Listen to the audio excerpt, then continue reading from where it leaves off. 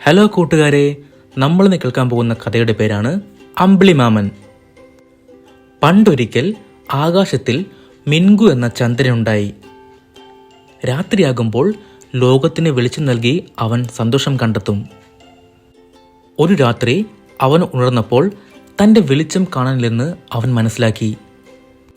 അവൻ നക്ഷത്രങ്ങളോടും കാറ്റിനോടും ചോദിച്ചു. അവർ എടുത്തില്ല എന്ന് മറുപടി പറഞ്ഞു. അവസാനം ഒരു ചെറു ചിമ്മിണി തൻ്റെ വെളിച്ചം എടുത്തതായി അവൻ അറിഞ്ഞു.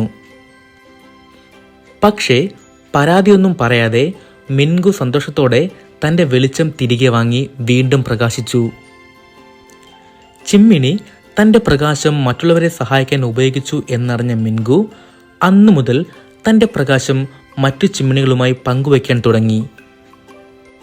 അങ്ങനെ ലോകം കൂടുതൽ പ്രകാശിച്ചു.